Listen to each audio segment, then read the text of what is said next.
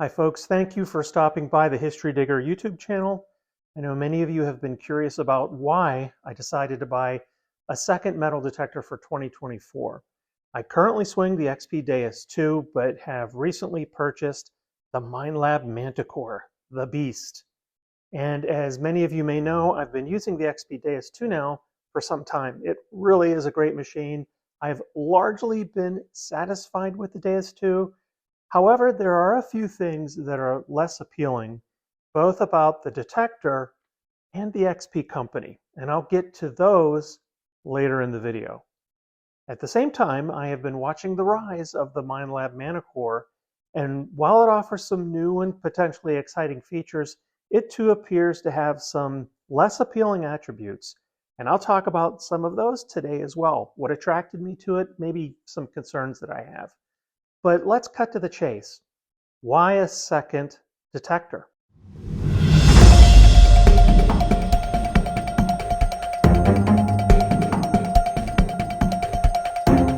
Well, really, there are three reasons why I've added a second detector into my arsenal for the 2024 detecting season. Reason number one. Now, if you can afford it in terms of time and money, I believe you benefit from swinging two different machines. There are so many variables at play when we metal detect, the biggest of which is really you, the detectorist. Are you an avid detectorist that frequently detects from sunup to sundown? Do you largely detect plowed fields, parks, or maybe beaches? Do you detect the same type of terrain all the time, or does it vary? Are you an occasional detectorist or a weekend warrior, someone that may only metal detect for a few hours a day, once or twice a month?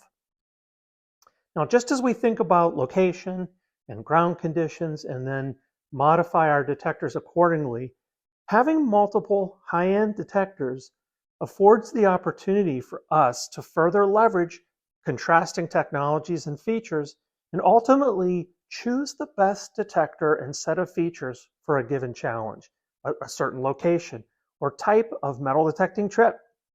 For some, this is clearly overkill, but most of you will probably agree there is no single perfect detector, at least not yet. Also, swinging a single detector all the time comes with another challenge. While it surely lets one get to know all of the ins and outs of a detector's features and settings, it can at the same time create the risk of what is called confirmation bias. Confirmation bias is a psychological term for the human tendency to only seek out information that supports one position or one idea. And this causes you to have a bias towards your original position. Because I bought a Deus 2 and spent so much money, it must be the best detector out there. Because I've never dug up a gold ring with a target ID of 72. All of those similar target IDs and tones must be pull tabs. You know, after some time swinging one detector, we run the risk of dismissing certain tones or ID numbers as a result of confirmation bias. Isn't it interesting, though, how the newbie out with a machine for the first time often digs the incredible target? This might be luck, or perhaps they are free from some of the assumptions that come with this confirmation bias. So the bottom line is that occasionally using two different detectors, it provides an opportunity to leverage the best detector for the situation, not to mention that each detector brings to bear a different technology, maybe a unique blend of frequencies or a particular coil size. But listen, this comes at the expense of both time and money, so I know this won't be for everyone.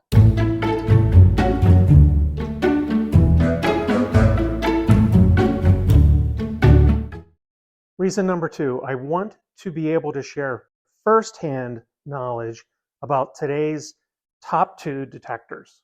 Now, both of these detectors were purchased with my own funds. Those I have not purchased, I follow closely so that I can properly advise others on the pros and cons of a particular machine. However, given the cost of the Deus 2 and the Minelab Manticore, I wanted to speak more from direct experience. Now, I know the Deus 2, right? I'm familiar with that one, and I'm currently partial to the Deus 2, but it will take me most of the 2024 season to get caught up, if you will, with regard to the Manticore. So you'll see a few head-to-head videos of these two machines in 2024, and hopefully I can pass some of that learning and advice along to you all. All right, reason 3, I want to support the manufacturers that support the end user community. I do like how XP supports their users with informative instructional information via the Gary Blackwell Skill School. Those videos are incredible. However, the XP company provides little to no support of the US end user community. With the exception of one event, to my knowledge, they have been completely absent from participating in any US-based events or detector giveaways, nor do they offer any type of military veterans discount. Now that's pretty disappointing given the size of the US metal detecting market, and it's in stark contrast to Minelab and other manufacturers that regularly support US-based events, forums, live streams. They support these with staff participation, information, and opportunities to win manufacturer products and merchandise. So I wanted to at least acknowledge Minelab and others for their efforts and give their flagship detector, Manticore, its fair due. So now let me first talk about some of the pros and cons regarding the Deus 2. As I said, it's a good machine. Currently my go-to machine. Why do I swing a Deus 2?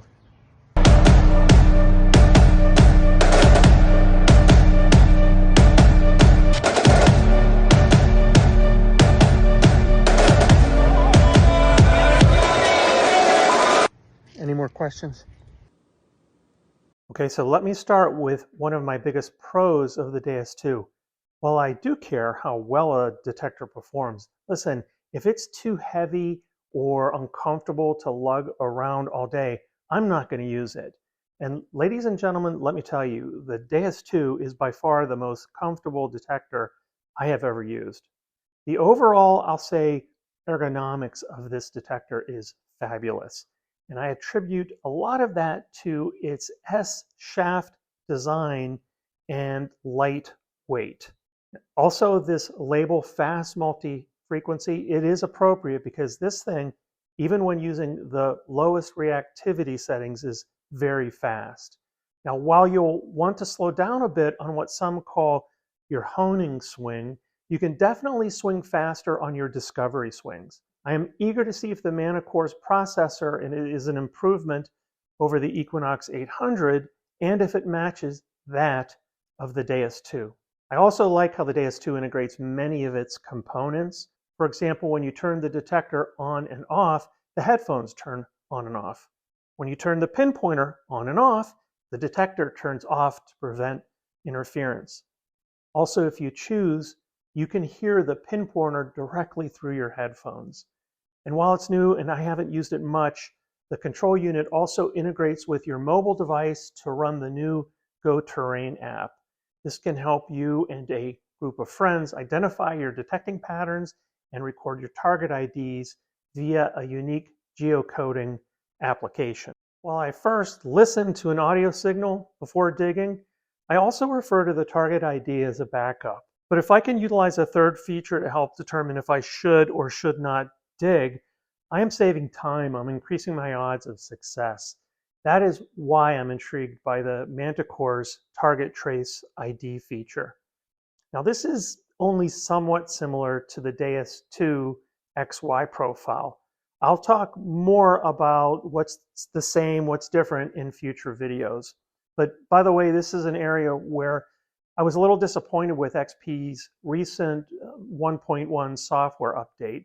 This could have been an opportunity for them to improve the XY screen and perhaps offer something at parity with the Manticore's Target Trace ID, but either XP chose not to improve upon this or they couldn't, given the technology. But regardless, even if they did, it's such a small screen. It's hard to toggle to from the big number screen back and forth. So I'm not sure how helpful it would have been. Also, having used the Equinox 800 in the past, I enjoy the ability to set custom target ID ranges and audio pitches. And while you can do this on the DS2, it is a bit cumbersome and takes some time to learn. One thing I dislike about the XP DS2 is its menu interface. In my opinion, this is not a user-friendly design. To begin with, the control unit and screen are very small, and while one might think this is a plus as it reduces overall weight, I think XP has lost sight here of who their customers are and how they might improve the detecting experience. It's not just about weight. Like mobile phone manufacturers learned when they increasingly focused on miniaturization, smaller is not necessarily better.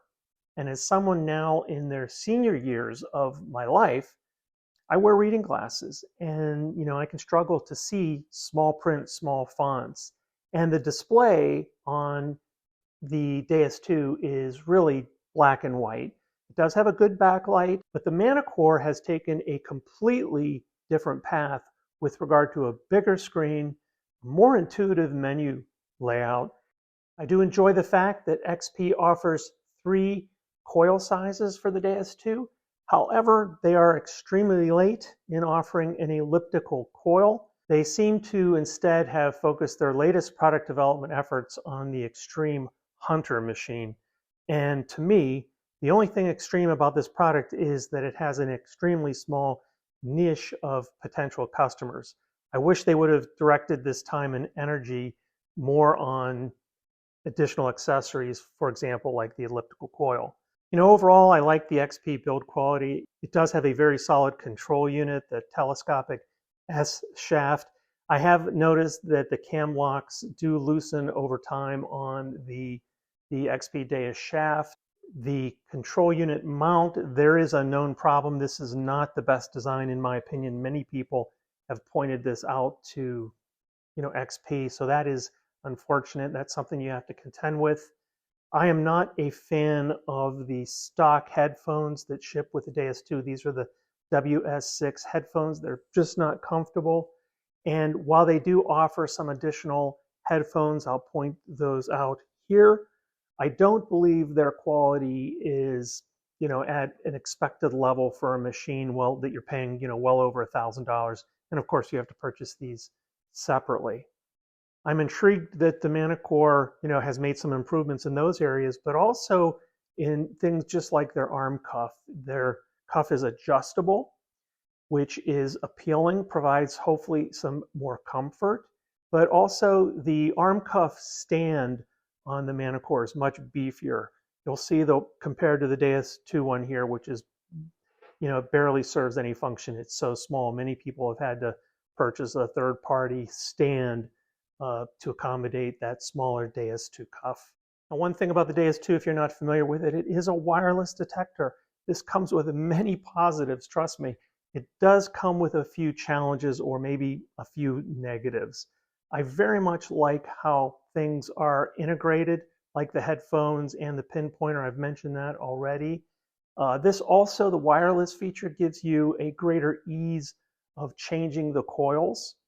But I do dislike the need to attach this flimsy water cable to enable detecting, under the water.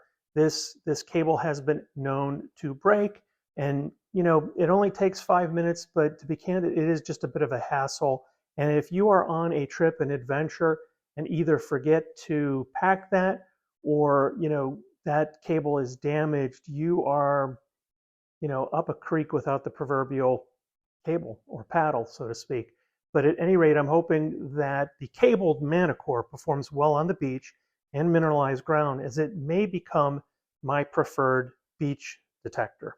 The charging method on these two machines are very different, right? As well as the battery life.